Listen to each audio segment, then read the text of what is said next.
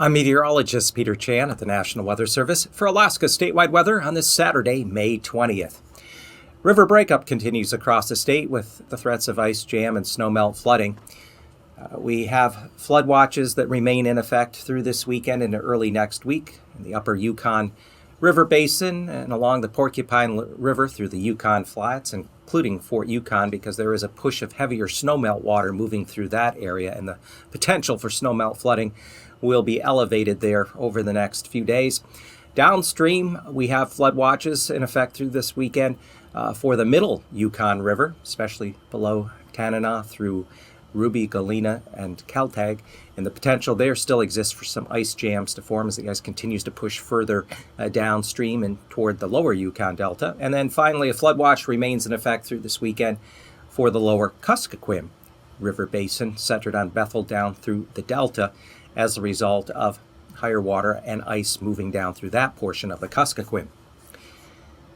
Flood warnings remain in effect for the Kobuk River at Kobuk and the Kuskokwim River at Kwethluk.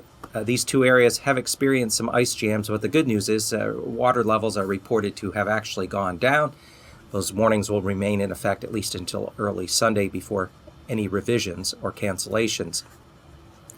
Flood advisories are in effect on the Yukon River from Tanana down through Nowitna, and that area has had some ice jams and the potential for some flooding, especially in the lower floodplain region.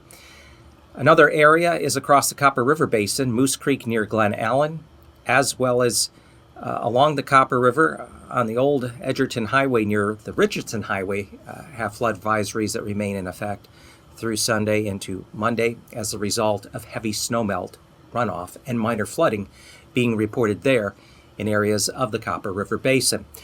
Elsewhere in the state, warmer temperatures, east central interior, could even see an isolated shower thunderstorm pop up, especially Sunday or Monday afternoon.